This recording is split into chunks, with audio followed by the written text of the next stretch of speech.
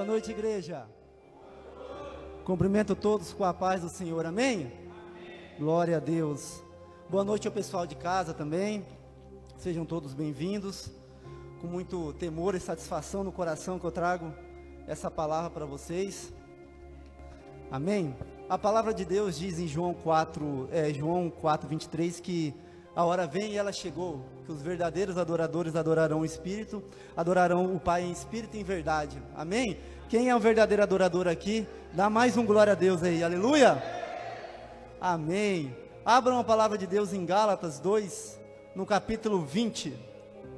Desculpa, capítulo 2, verso 20. Capítulo 20, ó.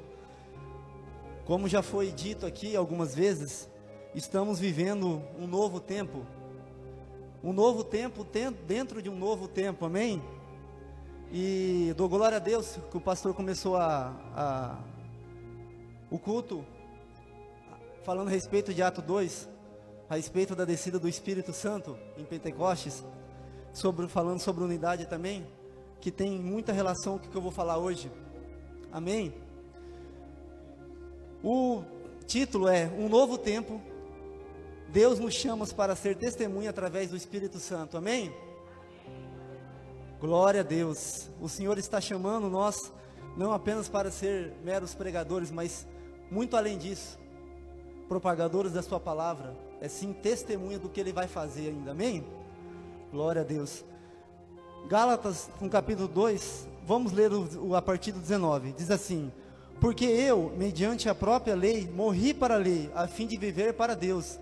Estou crucificado com Cristo, logo, já não sou eu quem vive, mas Cristo vive em mim, e esse viver que agora tenho na carne, vivo pela fé no Filho de Deus, que me amou, e a si mesmo se entregou por mim, amém? Glória a Deus. Feche seus olhos, vamos orar mais uma vez. Pai, em nome de Jesus, queremos mais uma vez te agradecer e te louvar, Pai, porque o Senhor é bom e a sua misericórdia dura para sempre, Pai. Em nome de Jesus, eu coloco essa palavra diante de Ti, Deus, e peço, Pai, que o Senhor, Pai, agora, através do Teu Espírito Santo, Pai, vai nos enchendo, nos conduzindo, Pai, Deus, e que o Senhor, Pai, permita, Pai, que eu fale tudo aquilo que o Senhor já ministrou em mim, Pai, em nome de Jesus, Pai, que hoje, Pai, saia apenas a verdade, nada mais a verdade da Tua palavra, Pai, que cada um aqui possa sair daqui, Pai, Deus, cheios, Pai, do Teu Espírito Santo, da Tua presença, Pai, com a certeza que o Senhor está conosco, Pai, em nome do Senhor Jesus Cristo, amém, e glória a Deus, aleluia. Para realmente nós sermos uma verdadeira testemunha de Deus, nós temos que viver como Paulo está dizendo aqui. Quando você aceita Jesus, a partir desse momento, você tem que viver para Ele, através dEle, porque Ele se entregou por nós, amém? E Deus está nos levando a viver um novo tempo, dentro de um novo tempo, como já tinha dito aqui. Essa mudança de salão, todas as mudanças que estão acontecendo, mudanças às vezes, a nossa carne não gosta, a gente gosta de ficar na nossa zona de conforto, e quando há alguma mudança, a nossa carne tende a não gostar, tende a sempre ser contrário às mudanças, mas as mudanças são necessárias para que haja crescimento, para que o processo de Deus na nossa vida, a gente possa crescer nesse processo de Deus, amém? Então, nós começamos com um novo tempo esse ano, e a partir de agora nós estamos vendo um novo tempo, amém? Glória a Deus. E desde a minha última palavra, no dia 8 de agosto, aquela palavra que foi com o título Adoração Espontânea, eu tinha citado que aquela semana tinha acontecido algo ruim comigo, que aquela semana eu precisaria dar uma adoração espontânea mais ainda para o Senhor. Naquela semana eu tinha voltado de férias no meu antigo trabalho e eu fui demitido. Esperaram eu voltar de férias para mim ser demitido. E aquela semana, aquilo ali me deixou muito abalado, me deixou muito triste. Porque a gente tem família, tem filhos, mas nós, apesar de toda a situação, nós devemos confiar no Senhor. Apesar de tudo ao nosso lado estar em momentos adversos, nós devemos confiar no Senhor. Tanto que o título da palavra foi adoração espontânea, não foi à toa. E ali, eu conversei com os pastores, e ali, através dos pastores, ele disse que está tudo no plano de Deus, fica tranquilo. E eu comecei a procurar um novo emprego na minha área, E ali onde o irmão do pastor Adriano trabalha, numa autopeça, ele estava me ajudando.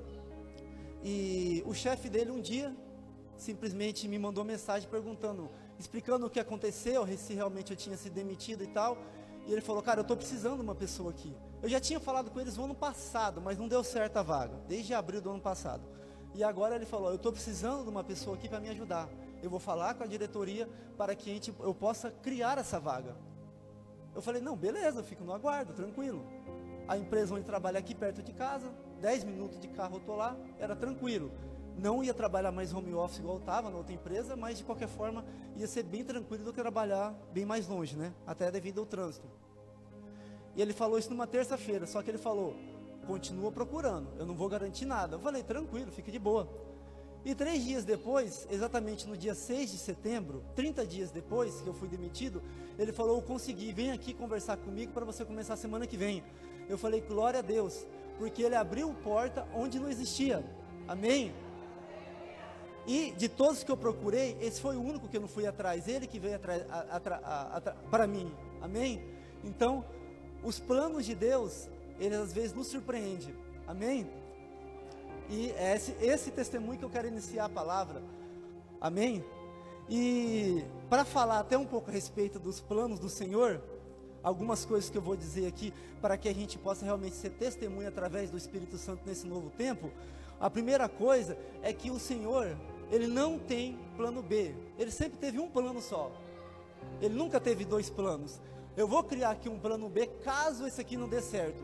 Não, nunca saiu do controle dele nada, é da nossa vontade criar um plano B, amém? Como eu tinha falado aqui, eu fiquei procurando, deixei currículo, fiquei todas as vagas que apareciam, principalmente na plataforma do LinkedIn, eu sempre estava me candidatando. E mesmo depois que eu consegui a vaga, já comecei a trabalhar, apareceu pessoas perguntando, porque por causa dessas vagas que eu já tinha deixado o currículo. E eu ia atrás perguntando, ia dando corda para ver se aparecia alguma proposta melhor, na minha concepção. Mas tudo bem. Mas como eu falei, Deus não tem plano B, Ele sempre tem um plano A. Depois eu volto a falar aqui de mim, eu quero dar o exemplo de Eliseu. Eliseu, lá em 1 Reis 19, no capítulo 19, 21, quando ele foi chamado para ser profeta através de Elias, Elias apareceu, ele estava lavrando com os bois, ele apareceu em Eliseu e jogou o manto sobre ele, a capa sobre ele. E ele correu atrás de Elias e falou, espere eu despedir do meu pai e da minha mãe, que eu volto contigo. E Elias falou, vai depressa e volta, porque você já sabe o que eu fiz com você. E no verso 21, o que ele faz? Ele pega os bois, ele simplesmente, na minha versão, fala que ele mola, ele cozinha esses bois, ou seja, trocando em miúdos, ele faz um belo de um churrasco com esses bois, ele serve o povo e segue Elias. Primeira coisa, nosso ministério, o ministério de qualquer um começa servindo as pessoas, amém? Não começa no altar, começa servindo, amém? Então, o que ele está querendo dizer com isso? Por mais que eu tente voltar ao que eu fazia antes, não tem mais como, porque eu queimei. Não tem plano B, é só plano A, é o plano de Deus. E ele seguiu Elias. E aqui já teve até 2 palavras recentemente, você já sabe o que aconteceu depois. Pastor Luzinete, pastor José Francisco já pregou a respeito disso. Então, o que ele estava querendo dizer é que não tem mais como eu voltar atrás. Até que eu queira voltar, não tem mais como, porque eu queimei. Agora você pega no Novo Testamento, quando Jesus chama Pedro, ele não queima azeites, o que ele faz? Ele guarda azeites, ele simplesmente guarda. E na primeira batalha que ele tem, lá em João 21, quando Jesus vai aparecer para eles novamente, ele está ali sem fazer nada, não era a ordem de Jesus, né? Mas ele estava ali à toa, sem fazer nada. Ele e mais 6 discípulos, ali no verso 2 fala, que estava ele, Tomé, mais um lá que eu esqueci o nome, os 2 filhos de Zebedeu, que é João e Tiago, e mais um que João não cita o nome. E ele fala, vou ali pescar. Ele volta para o plano B dele. E os outros vão com ele. Carrega os outros 6 junto com ele. toda vez que a gente ressuscita um plano B, que não é o de Deus, a gente ressuscita também as mesmas angústias, os mesmos resultados, os mesmos problemas de antes. Jesus aparece ali na praia. Eles tentaram pescar a noite toda e não conseguiram. E Jesus aparece ali na praia. E eles, na palavra diz que eles não perceberam que era Jesus. Tamanha problema que eles estavam passando, que eles estavam focados no plano B dele, não no plano A de Deus, que eles nem perceberam que era Jesus na praia, que Jesus até cita, jogue do outro lado. Eles escutaram aquilo, jogaram e conseguiram pegar peixe. Mas aí, João, que no texto, né, João fala dele mesmo, né, aquele discípulo que Jesus amava, percebe que era Jesus. Ali o mestre, e todos ali descem atônicos para ir atrás de Jesus.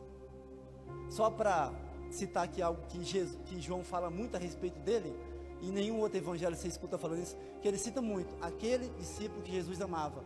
Só entenda uma coisa, ele nunca disse que aquele discípulo que Jesus mais amava, ele disse que aquele discípulo que Jesus amava, ele tinha certeza que Jesus amava ele, essa certeza que nós temos que ter também, tá bom? Só para não confundir, que muitas pessoas podem pensar que João se achava demais, que João falava que Jesus amava, não, ele nunca disse isso, ele disse que aquele discípulo que Jesus amava, porque ele tinha certeza do amor de Jesus por ele, amém? Glória a Deus. Voltando para a situação de Pedro, então ali eles vão para a praia, Jesus conversa com eles, aí você começa a entender por que Jesus pergunta 3 vezes para ele, faz a mesma pergunta 3 vezes, tu me amas, Pedro, tu me amas, tu me amas, então apacenta as minhas ovelhas, apacenta. Jesus estava querendo dizer, volta para o plano A, não tem plano B, volta para o plano A. Toda vez, não existe, não cabe um plano B, aonde Deus já colocou um plano A na nossa vida, amém? Então, para essa igreja, para mim, para você, para todos nós, só existe um plano, que é o de Deus. Não tente colocar um plano B, aonde já existe um plano A, amém? Um plano que é de Deus. Então, voltando para a minha situação, que ainda estava recebendo propostas, essa semana eu levei um belo de um soco do Espírito Santo por causa disso aqui. Ele ministrando em mim há muito tempo, não tem plano B, não tem plano B, é só plano A. E eu indo atrás do plano B, eu indo atrás de outras propostas. E ele falou o seguinte, aonde você está, o meu plano A. Se eu tiver que tirar de você do plano A, do meu plano, não tem A ou B, é plano de Deus só. Eu vou te tirar, vai vir até você, não precisa você ir atrás. Eu falei, amém, não se fala mais nisso.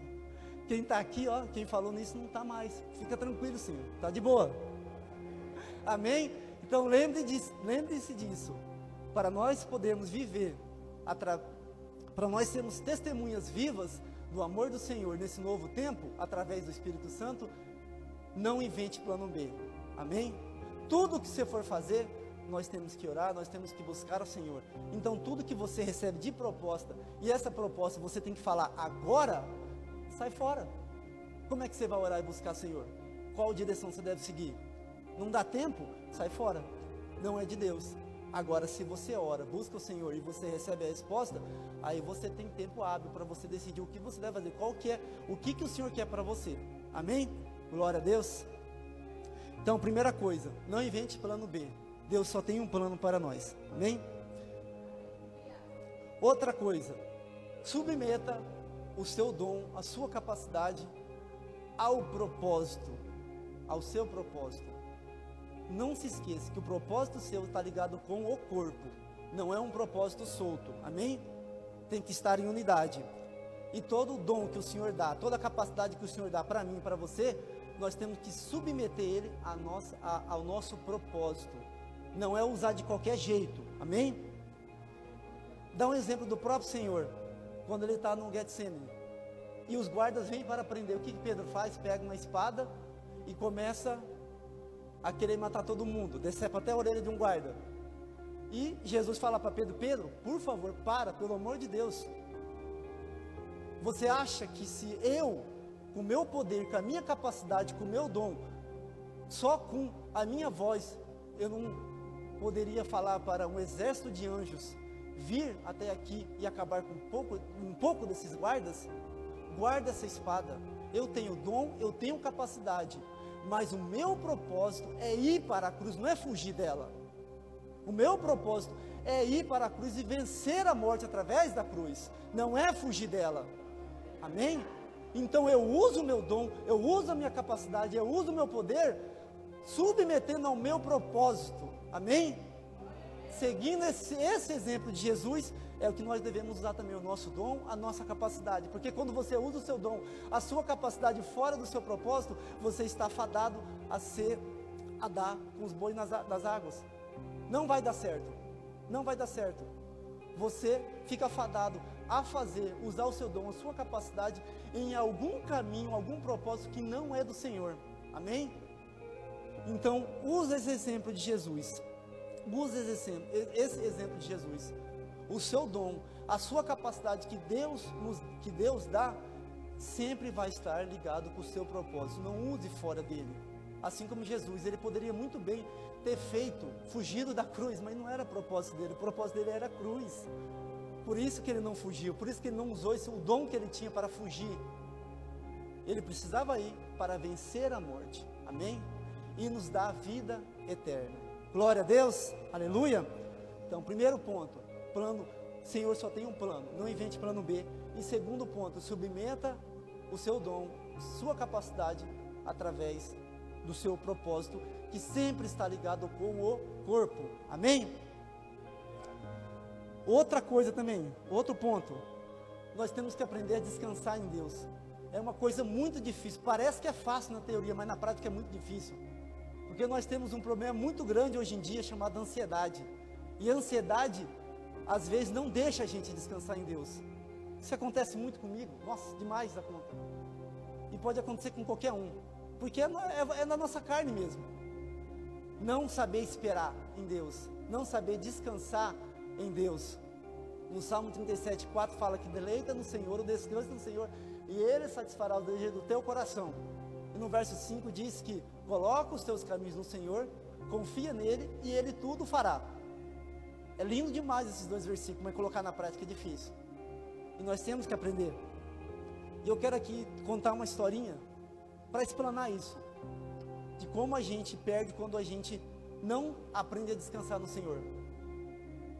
Estava chegando numa cidade, um circo. E um gurizinho de 6, 7 anos olhou essa propaganda e ficou encantado. Ele nunca tinha ido e falou para o pai dele: pai, eu quero ir no circo, eu quero ir no circo, eu quero ir no circo. E o pai dele falou: fica tranquilo, eu vou te levar. Confia no pai. Sábado, porque essa semana não vai dar porque eu vou trabalhar todo dia à noite, mas confia em mim, confia no pai. Sábado, 10 horas eu te levo, eu já vi aqui, vai ter horário, beleza. Só que ele ficou numa empolgação tão grande, ele ficou desesperado, todo dia lembrava o pai dele. O pai dele acordava, ia colocar o sapato, estava lá um bilhete: não se esqueça do circo. Chegou na quinta, sexta-feira, o menino já não estava mais dormindo, não estava mais comendo direito. Deu sábado, 5 da manhã, o menino estava de pé, pronto, já calçado, tomado banho, tudo pronto lá, batendo na porta do pai dele. O pai dele falou: calma, filho, volta a dormir, que é só 10 horas, é 5 da manhã ainda. Beleza. Deu o horário e eles foram. Chegou lá, sentou do lado do pai dele, apagou as luzes. Na verdade, o locutor falou: respeitava o público e apagou as luzes. Quando apagou as luzes, o guri capotou no colo do pai. Não aguentou, estava sem dormir, estava com fome, não aguentou. Teve todo o espetáculo, eles foram para casa, o pai dele levou ele no colo. Ele dormiu e quando ele acordou, ele falou: pai, cadê o circo? E o circo, e o circo? É bom que você acordou, que eu vou te ensinar um negócio. Quando você não confia no pai, você perde o espetáculo da vida. Amém? Então, quando a gente não aprende a descansar no Senhor, a gente perde os detalhes que o Senhor nos dá, os detalhes da vida, que é fantástico. E se o Senhor ministrou isso em mim, porque eu estou precisando. Amém? E a igreja também está precisando aprender a descansar no Senhor. Não é fácil, mas nós temos que aprender. Amém? Uma coisa interessante para você fazer, que é lindo, é fantástico, mas pode ser difícil, é você ver o sol nascer. É lindo, é fantástico, quando você vê no horizonte ali o sol nascendo. Que olha que coisa interessante. Salmo 35, Davi fala que o choro dura uma noite, mas a alegria vem pela manhã. Jeremias fala que as misericórdias do Senhor são Isso, e elas são renovadas a cada manhã. Aleluia. Olha só, e Ezequiel 47, quando ele vai descrever o templo, ele fala que as águas começam a sair da banda do oriente, do leste, que é onde o sol nasce. Davi, Jeremias, Ezequiel falando a mesma coisa praticamente. Quando o sol nasce, eu renovo as nossas esperanças. Por isso é importante, assiste o sol nascer, é uma coisa fantástica. Com certeza você vai ser renovado, amém? 3 pessoas aqui estão falando praticamente a mesma coisa, amém? Não se esqueça disso. Então aprende a descansar no Senhor. Glória a Deus. E um outro ponto aqui, que eu quero falar a respeito agora, exclusivamente do Espírito Santo do Senhor. Há 2 textos, eu fiquei, até conversei com a minha esposa essa semana aqui, eu fiquei muito indagado com isso. Joel 2:28 e Atos 2:17, é os mesmos textos. Só que Joel 2:28 fala que haverá que nos últimos dias eu derramarei o meu Espírito Santo. Ele fala o meu Espírito Santo. E Pedro, no capítulo 2, onde o pastor começou o culto, lá quando ele vai explicar o que estava acontecendo com eles ali em Pentecostes, que todo mundo achou que eles estavam bêbados, mas não, Pedro, ele chama a palavra para ele e fala, não, isso está acontecendo por causa das palavras do profeta Joel. E aí Pedro fala assim, haverá que nos últimos dias derramarei do meu Espírito Santo. E eu procurei várias versões, todas é a mesma coisa, até a King James, que é a mais fiel. Joel fala o, e Pedro ali, Lucas escrevendo, né, a fala de Pedro, ele fala do. Há uma diferença gritante entre o e do. Receber o Espírito Santo é pegar o Espírito e colocar na pessoa, certo? Receber do Espírito Santo é você receber os dons. É diferente, são coisas diferentes. Amém? E não quer dizer que ali o que Pedro está dizendo é que todos vão receber o Espírito Santo, mas que todos podem receber do Espírito Santo, pois é até uma condição deixada para os últimos dias, amém? E o que está acontecendo hoje, que muitos crentes, eles estão indo direto para o cenáculo, sem passar para o Calvário, sem passar pela cruz.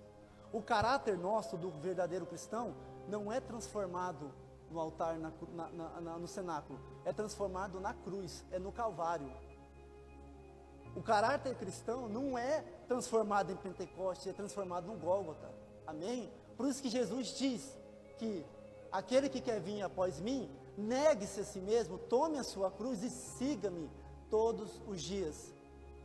Então, tem muitos crentes que estão pulando etapas, e só existe uma maneira verdadeira do caráter cristão ser transformado na gente, é apenas na cruz, não é indo direto para o cenáculo, não é indo direto para o altar, amém?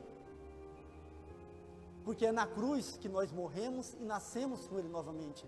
Segundo Coríntios 5:17 fala que as coisas antigas já se passaram, eis que tudo se faz novo. No início, né, pulei aqui, aquele que está em Cristo, nova criatura é. As coisas antigas já se passaram, eis que tudo se faz novo. Então, é na cruz que nós nascemos e morremos, nós morremos e nascemos com Cristo. E somente um homem que realmente nasceu verdadeiramente em Cristo pode receber o Espírito Santo na sua plenitude. Porque receber do Espírito Santo qualquer um pode receber. Por isso, agora nós podemos entender.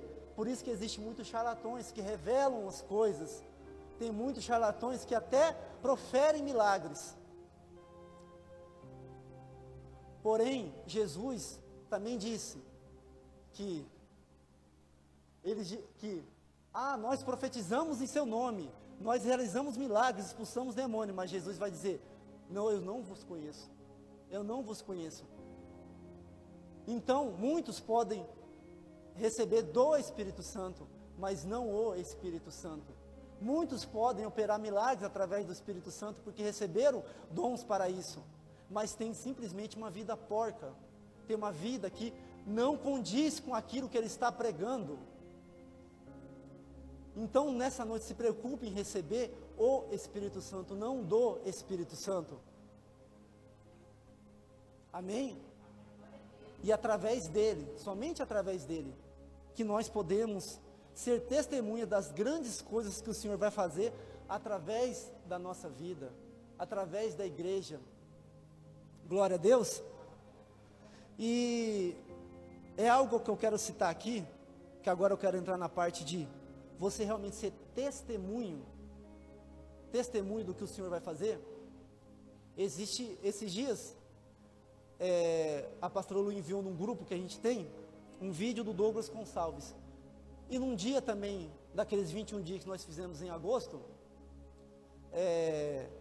numa quarta-feira que eu e minha esposa ficamos responsáveis pela oração, ela falou a respeito, ela deu uma breve palavra falando a respeito de amor, e depois eu tomei a palavra para a gente encerrar e orar, e ali eu citei algo interessante, que depois desse vídeo, o cara estava falando praticamente a mesma coisa,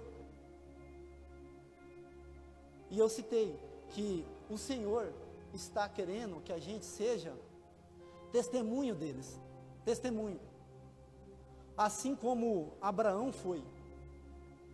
Gênesis 18, Abraão ali no verso 1, Abraão recebe a visita de 3 pessoas, 2 anjos, e ali um que representa ali profeticamente Jesus Cristo, que veio ali conversar com ele, almoçar com ele. Imagine, né, a gente almoçando com o próprio Senhor, assim como Abraão almoçou, sendo uma testemunha viva.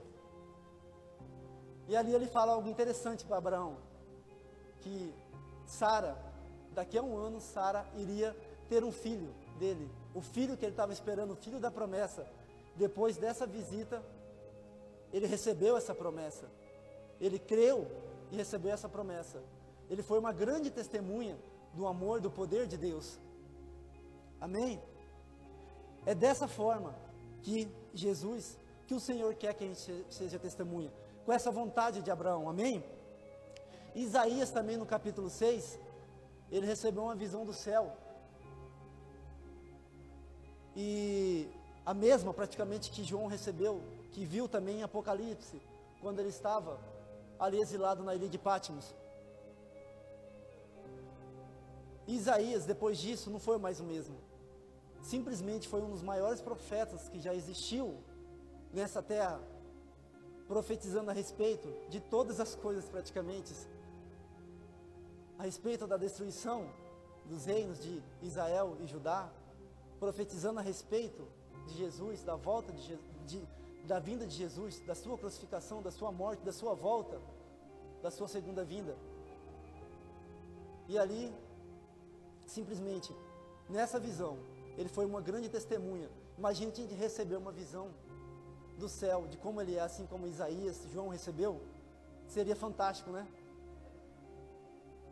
Ali como também Jacó no sonho, ali o Jacó sonhou, mas eu queria ter um sonho desse também, com uma escada, e anjos subindo e descendo.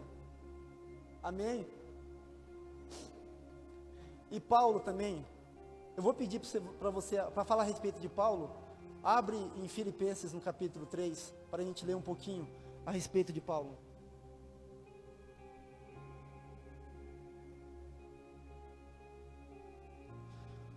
Capítulo 3, a partir do verso 4,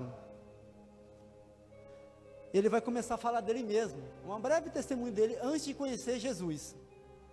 Ele fala assim: bem que eu poderia confiar também na carne, se qualquer outro pensa que pode confiar na carne, eu ainda mais. Circuncidado ao 8º dia, da linhagem de Israel, da tribo de Benjamim, hebreu de hebreus, quanto à lei, fariseu, quanto ao zelo, perseguidor da igreja, quanto à justiça que há na lei, irrepreensível. Mas o que para mim era lucro, isto considerei perda por causa de Cristo. Sim, deveras considero tudo como perda por causa da sublimidade do conhecimento de Cristo, Jesus meu Senhor, por amor do qual perdi todas as coisas e as considero como refúgio para ganhar a Cristo Tem outras versões que fala que considera como esterco. Tudo o que ele tinha, tudo o que ele ganhou hoje de Cristo, ele considera como esterco, como refúgio. Não vale mais nada para ele. Que amor é esse? Que como que tudo o que ele tinha, ele considera agora, o que ele conhecia, o que ele sabia, ele considera como esterco. Que a partir de agora, ele tem uma nova vida. Esse tipo de pessoa que nós devemos seguir o exemplo. Como Paulo, que foi além de uma testemunha viva. Foi o Moisés do Novo Testamento. Simplesmente o cara que mais abriu igreja, mais fundou a igreja, mais fundamentou a igreja. É esse tipo de testemunha que Jesus Cristo quer que a gente seja, que a gente busque, amém? E somente através do Espírito Santo, através disso aqui, que eu estou explanando, a gente pode tentar, que a gente pode conseguir ser essa testemunha. E João, como se dei na ilha de Patmos, e antes dele ir para a ilha, ainda tem um relato, que ele foi jogado num caldeirão de óleo quente, e ele saiu simplesmente ileso. Não está na Bíblia, mas são histórias. Assim como Jesus livrou aqueles 3 amigos de Daniel na fornalha, também livrou João desse caldeirão, e ele foi exilado na ilha de Patmos, que era uma prisão, e ali naquela prisão, ele simplesmente teve essa visão fantástica do livro de Apocalipse que ele escreveu. Ali ele foi mais do que testemunha, ele já praticamente viu, descreveu o futuro para nós. Que fantástico isso, que fantástico. Acho isso sensacional, a gente ter uma visão dessa do futuro, tentar imaginar o que ele está escrevendo aqui, mas a nossa mente não consegue imaginar isso. A gente não consegue imaginar como Deus faz as coisas, como Paulo fala em Romanos, né? Quem conheceu a mente do Senhor que pudesse instruir? É intangível, não tem como a gente tentar imaginar assim como o Senhor, assim como João, Isaías viu e descreveu essa visão do céu, sendo testemunhas do Senhor. E é dessa forma, desse novo tempo, dentro de um novo tempo que está se desenhando, que cada um de nós vamos fazer parte, para nós vivermos o sobrenatural de Deus e sermos testemunhas desse novo tempo. Amém? Como eu citei aqui a respeito do meu trabalho, o próprio Senhor que esteve à frente. Para essa porta de emprego eu não precisei fazer força, eu fiz força desnecessária para outras coisas. E agora eu sei que o Deus só tem um plano para nós. Não temos que ficar caçando, é caçar pelo em ovo, né? Como diz aí por aí. Você ficar procurando outros planos, sem a vontade do Senhor, é ficar caçando pelo em ovo praticamente. E mais uma vez eu volto a falar aqui, a respeito do Espírito Santo, que isso aqui me deixou muito intrigado. E não há nenhum erro na Bíblia, tá? Nenhum texto está certo ou está errado, os 2 textos estão certos, tá? Só que simplesmente Joel fala, o Espírito Santo, para que a gente possa receber ele na plenitude do Espírito Santo. E Pedro fala que é os dons, amém? Todos nós devemos procurar dons de Deus, para que a gente possa usar de acordo com o nosso propósito. Deus vai te dar dons para que você use no seu propósito. Ele não vai te dar dons para que você use fora do seu propósito, como citei aqui. Amém? Então sempre procure, coloque na sua cabeça de você estar sempre querendo ser sempre cheio, procurando o Espírito Santo, não do Espírito Santo. Amém? Isso me deixou maravilhado com isso que o Senhor me deu, me mostrou, e eu até compartilhei essa semana com a minha esposa. Queria ter falado mais com ela, mas o tempo nosso corrido não deu, mais coisas aqui. A gente, marido e mulher, né? Sempre tem que estar conversando a respeito dessas coisas do Senhor. Amém? Orar e buscar o Senhor junto e estar conversando a respeito disso. Um vai fortalecendo o outro, através da palavra de Deus, através das revelações que um recebe ou conversa. Amém? Glória a Deus. Então, marido e mulher sempre conversa a respeito disso. Glória a Deus. É isso que eu tinha para falar para vocês hoje. Glória a Deus. Aleluia. Peço que vocês fiquem de pé para a gente possa orar e buscar o Espírito Santo. Amém? A presença dele, para que a gente possa realmente sair daqui, ó, cheios. Amém? Glória a Deus.